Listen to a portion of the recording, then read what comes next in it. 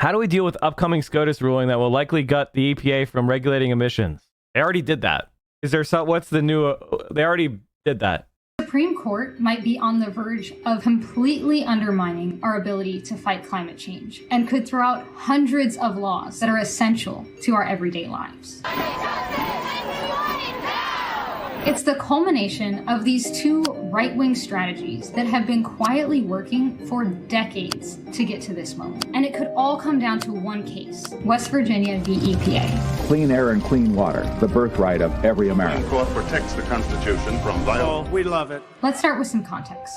The Clean Air Act was passed in 1963 with unanimous support in the Senate. It was designed to reduce air pollution and prevent the smog outbreaks that were suffocating the country. Prevent smoke, prevent smog. The Clean Air Act delegates the power to regulate air pollution to the executive branch. And in 1970, Republican President Richard Nixon set up the Environmental Protection Agency to manage this power and other work to protect human health and the environment. The EPA has used the Clean Air Act to cut emissions by 63% between 1980 and 2015. Our air now has less lead, less carbon monoxide, and less smog than it used to. This work has saved millions of lives. And today, the Clean Air Act is one of our best tools for lowering greenhouse gas pollution and fighting climate change.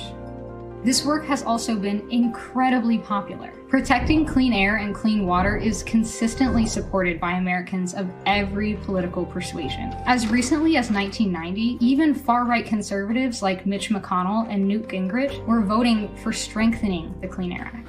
But one group did have a problem with it. The fossil fuel special interests who make their money through polluting. We mine more coal than any other people.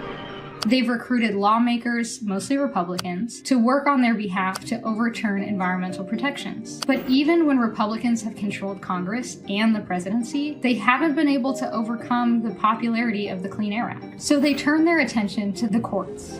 There is a third branch, the judicial. But before we go any further, let's talk about the second strategy.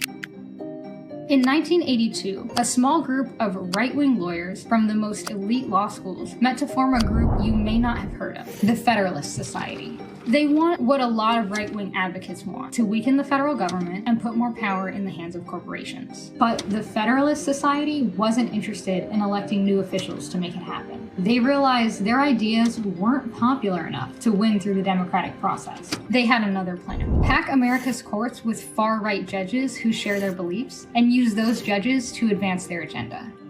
And the first part worked. They've used strategically placed politicians and obscure Senate procedures to block Democratic nominees and confirm their own at an unprecedented pace. And I came up with a list. The Federalist Society was very much involved. Today, 5 of the 9 justices on the Supreme Court are members of the right-wing Federalist Society. These justices have put forward a lot of complicated-sounding legal justifications for their agenda. But the centerpiece is this theory called non-delegation. We've gathered together to talk about non-delegation. Basically, non-delegation believers want to severely limit the powers Congress can delegate to the executive branch. This is not how our government has ever worked. Congress, for its entire 2.5-century history, has always delegated powers to the executive branch.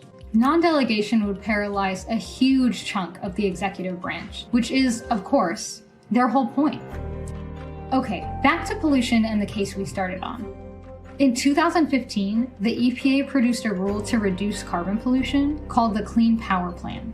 A few years earlier, the Supreme Court had affirmed that this type of regulation was in line with the Clean Air Act. Fossil fuel corporations tried to have their allies in Congress overturn the rule, but came up short. Then, Donald Trump will be the 45th President of the United States. Donald Trump repealed the Clean Power Plan within months. My administration is putting an end to the war on coal. And something else happened. The nomination of Neil M. Gorsuch, Brett M. Kavanaugh, Amy Coney Barrett is confirmed. The Federalist Society finally secured a historic majority on the Supreme Court. This court is led by Chief Justice John Roberts, a Republican appointee who talks a lot about the legitimacy of his court. Roberts has said that the court's role is just to interpret the law, to call balls and strikes, and that party or ideology shouldn't play a role in decisions. But that's not how the Federalist Society thinks. And the fossil fuel interests saw an opportunity. The Supreme Court is tackling a legal battle that could impact the EPA's ability to regulate greenhouse gas emissions. The fossil fuel companies decided to challenge the now defunct Clean Power Plan in court in the hopes of preventing the EPA from regulating carbon pollution altogether. They failed to get what they wanted through Congress, so now they're asking the Supreme Court to do it for them by overturning 50 years of precedent. A ruling like that would be a huge roadblock in our ability to combat climate change, and it would go against the will of the majority of voters. But because of their new, undemocratic Supreme Court majority, they can work around both voters and Congress. Right-wing groups aligned with the Federalist Society have been flooding the Supreme Court with briefs, asking them to use this case to go all the way and rule on non-delegation. Simply put, that ruling would be a politicization of the court. It would deliver a pair of victories that right-wing groups have been chasing for decades. And this comes as more Americans than ever before question the Supreme Court's legitimacy. American institutions as we know them, and our ability to fight the climate crisis, are under threat without real reforms to restore balance to the judicial branch. Roof is coming. Holy. To learn more and get involved, visit evergreenaction.com/SCOTUS. I mean, you know, we need protest. I don't know what to tell you. You know, centrist Democrats have led us into a total epic defeat. And if they actually get rid of delegation, if they advance that would be so radical. It repeals almost every way the government works. I don't even know what that would do. I can't even imagine what the outcomes of that would be. A total paralysis of the government. It's hard to fathom what it would actually mean. Today, confirming the door to the classroom was unlocked. The preliminary investigation suggests not one officer even attempted to open the CRA today. Not one officer even attempted to open the door. Not one. All right, so this is the supposed response by our government. Partisan gun bill, which doesn't do nearly enough to regulate guns, which are easily available in this country, but is a first step in addressing red flag laws and some enhanced background checks specifically for gun purchasers under the age of 21. So senators working on this bipartisan gun safety bill following a spate of Yuka Bleck says, I saw a clip from Breaking Points immediately after shooting where Sauger said the most water-brained thing I've ever heard. He said, the reality is that the price of living in a country with this much freedom is that things like this are going to happen. This much freedom? What freedom? Freedom to be car dependent? Freedom to have wanton violence in every city? Freedom to see abject misery, poverty, high housing prices, no free health care? Freedom to have your teeth rot out of your head with no access to dental care? To go deaf without access to audiology and hearing aids? To go blind with no access to vision care? What the fuck is the freedom? What the fuck are you talking about? The freedom to what? Buy McDonald's in a drive-thru? Who gives a shit? The freedom to have a gun safe that you fill with guns as little totems of self-protection that provide no safety? Shootings, which happen regularly in this country, released the bill on Tuesday, meaning this evening. The bill, which was drafted by 10 Republicans and 10 Democrats, focuses on red flag laws and these enhanced background checks for younger gun buyers. It also focuses on closing something known as the boyfriend loophole. So if you are someone who's married, for instance, and you are convicted of some sort of domestic violence issue, well, there are laws that make it difficult for you to purchase a gun. However, that did not extend to a boyfriend or someone who was not married to the person who was victimized in the domestic dispute. So this legislation is supposed to close that loophole. Now, if the bill becomes law, people who attempt to buy firearms under the age of 21 might be subject to juvenile background checks. But juvenile records, as you guys probably know, are generally sealed. But the text of the legislation says that some might be requested to look for, quote, disqualifying conduct for prospective gun buyers. Additionally, states will be offered grants to enact red flag laws should they choose to, but they are not in any way forced to do so by this legislation. So if you're a state with red flag laws, you might get some funding, but that's about it. And honestly, those are the major provisions that are being reported on in this bipartisan gun bill. In my opinion, and this is just my analysis for now, something else might develop. I feel like this is just an effort to kind of get people to shut up, right? Here you are, we did something, it's not nearly enough. It doesn't close the gun show loophole, right? It doesn't implement federal red flag laws. I mean, there are so many other components that were completely ignored in this legislation, but people have been outraged following what happened in Buffalo and Uvalde. And so since that story isn't going away, they got to do something. They got to get people off their backs. So I think that's what they're doing here with this proposed legislation. Yeah, this you nailed it. This feels like the ultimate. Here, take it. All right, here's anything. Get out of here. Get off of my back. I'm done with you. And you know, I think part of it too is that like this footage of police being scared to run up in there, and it's like, all right, so police is scared as hell to run up in there. It's like 10 of them, and they're scared to face this one dude down with a gun. What are just defenseless children, bystanders supposed to be able to do with this kind of thing?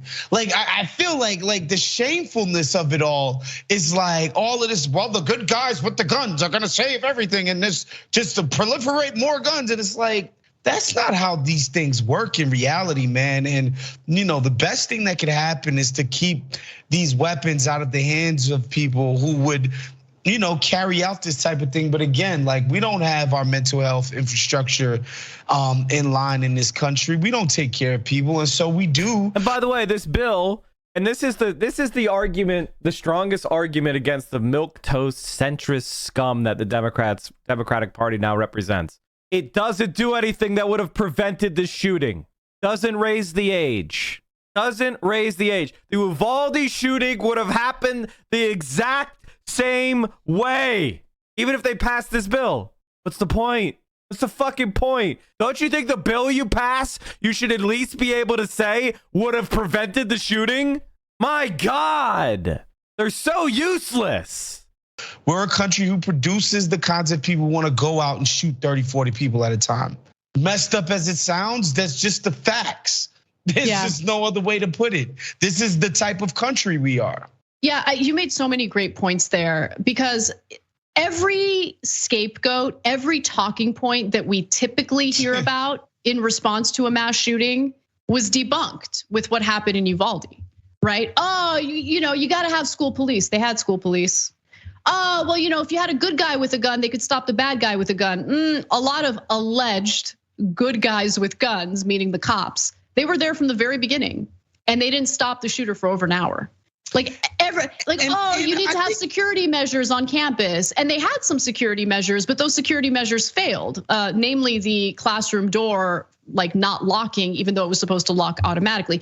Everything that, you know, gun advocates purport would stop the gun violence was just debunked through this shooting. Go ahead, Was. No, and I want people to understand too, like it's worth mentioning, because we sort of flatten the gun issue when we're talking about it in the country. And it's important for people to understand, like, those cops in the middle of nowhere, Texas, are not the NYPD, right? Like the NYPD is an occupying force. That thing is like a mini army in how militarized it is. And I'm not saying we should have NYPD everywhere. I'm just telling you, like, there's a difference between the capabilities and what you can do with your police force in these kinds of situations. When you compare NYPD, who's like, I think at last count is like 40,000 people on the force. 40,000 people. That's insane. In the New York City Police Department, okay, 32,000 in uniform, you know, and so it's just a difference in what type of policing can be done when you have that level of force. And again, just a bunch of dudes taking the best job that they probably could get in the middle of nowhere in Texas, and some real shit happened.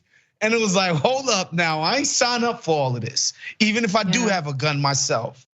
Yeah, and then the final thing I'll say is, look, what you'll also hear from gun advocates is that anyone who wants common sense gun regulation just wants to take away all guns from law-abiding citizens. And look, I understand the frustration that someone might feel. Would that be the end of the world? I mean, Look, I wonder. I'm in favor of people. I'm in favor of people who are law-abiding citizens being able to. Sorry about that, chat. I had to come back, and immediately the moment I leave, two dumb things are said on TYT. I love TYT. None of these people are gonna watch my stream and see that I called it dumb. But number one, if you sign up to be a cop, there's no such thing as I didn't sign up for this. That's exactly what you signed up for. If getting into shootouts with guys with AR-15 is not what you signed up for, then quit! Exactly the fucking point of the job. The second thing that they said is, I don't want to take guns away from law-abiding citizens. That is, of course that's right. They get to follow all the new laws, or else they're not law-abiding. You want to be a law-abiding citizen? That means you follow the new laws. If you don't follow the new laws, then you're not law-abiding. So shut the fuck up. If a law gets passed, then you follow that law. If you don't, you're no longer law-abiding. So I don't give a shit about this. I don't want to take guns away from law-abiding people. If they abide by the law, then they're not going to have their gun taken away. Access guns, like not weapons of war. Way harder.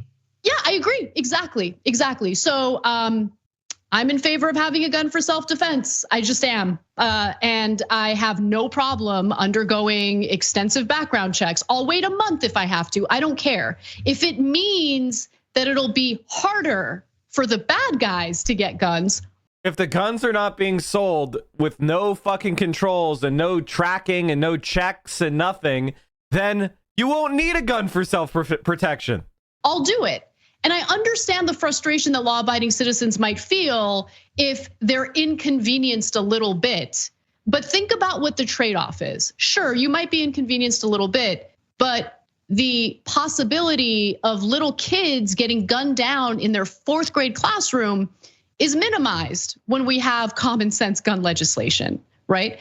But that is not the take that really dominates most of the discussion, right? You got like the extremes, and I think anytime you have the extremes debating an issue, you usually get nowhere. One of the things that's really funny about people in America is this is the richest country in the world, and when it's a total fucking shithole, and you point out, hey, it's a total fucking shithole, and none of this makes any fucking sense.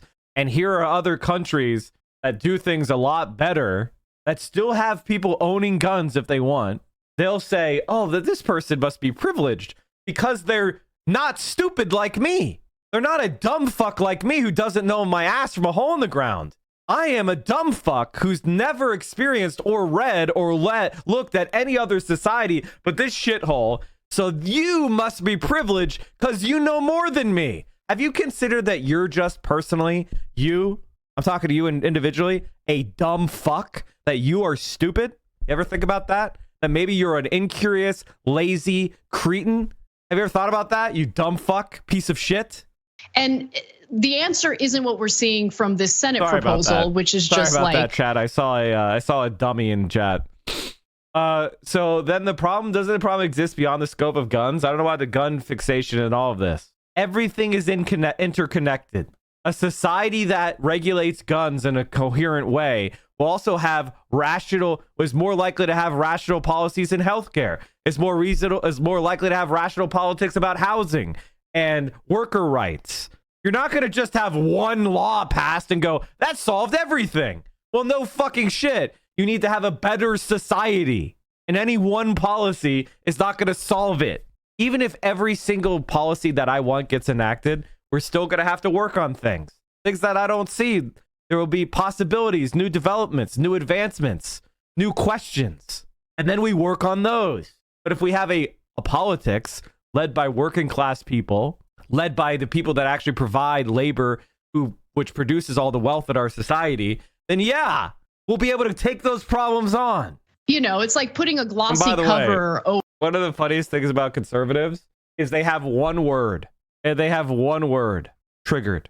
I can sit here and calmly say you're a dumb fuck. You don't bother me. It's called showmanship, dummy. I'm making a show where I make a lot of money making my show.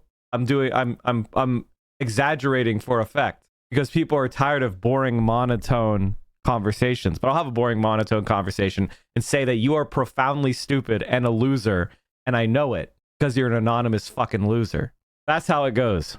Over like the worst book on the planet. Like it's not going to do anything. But at the same time, I do think that there's a way to allow for people to purchase guns legally because they're law-abiding citizens, whether it's for protection or for hunting, and have, you know, the common sense regulations on the books. I mean, we have regulations for everything else. I don't see why it's a problem to have these regulations for guns. Annie, you said 21 years old when you were talking about something earlier, and I was reminded that, you know, you barely couldn't even rent a car from Hertz before age of 25. Like Hertz wouldn't give you a Passat unless you were 25 years old. But yet, like, it's just like, yo, take a gun. I don't care. Go ahead. Do it. Do whatever you want with it. Like, it just doesn't, it don't make no sense. It makes no sense. It just. Well, because if you crash the car, Hertz is on the hook for a crashed fucking car. But if you take that gun and shoot up a school, Colt is not on the hook. The gun shop is not on the hook. They don't give a shit. This makes no sense. It makes no sense. I agree with you on that. Thanks for watching. I don't even mean a bold action. I just mean if there were restrictions on guns, which are common among shootings, and there aren't meaningful changes in psychological help, wouldn't there be no change in shootings, but a change in the guns used? That's a good question. And the answer to that is other guns are less effective at killing than the AR-15. The AR-15 is uniquely effective among other assault rifles and other calibers. It's not just the AR-15. It's just the most common form of this type of weapon. They kill people a lot more effectively than even semi-automatic handguns. So yes, you could go around and kill a lot of people with a handgun. True. But ultimately it's going to be less effective in a mass shooting scenario, and you're going to have less damage done. Now, obviously, I want to see regulations on handguns. I don't think just raising the age is enough. I want to have a regulatory regime similar to how it is in Canada, where everybody who owns a gun has to get a gun license, has to go through training, has to have a skill, an oral examination. I want to see actual competence, daily background checks on everybody with a license. And if you get a criminal record, your license gets revoked, you lose your guns. And it's an automatic process. But if you're law abiding, if you follow the licensing rules, if you have the competence, if you lock your guns up and store them properly and you follow all the regulations, then you're fine. Then you're fucking fine. A good example of your point here is the shooting in the subway at NYC a few months ago. The guy used a pistol and let rounds loose in a literal train car and nobody died. Exactly. Because pistol rounds are less deadly than rifle rounds. This is duh. Watching the Young Turks, so really appreciate it. Another way to show support is through. I was blasting some anonymous conservative. So if you think that I was blasting you when I was talking to the camera, I wasn't. I was talking to some random conservative. Unless you are a brain dead conservative, I wasn't talking to you. YouTube memberships, you'll get to interact with us more. There's live chat emojis, badges. Okay. You've got emojis of. I just think that one of the problems that I have is even TYT has capitalist realism brain, has liberal brain. They can't even imagine policies that already exist in other countries. It's so weird.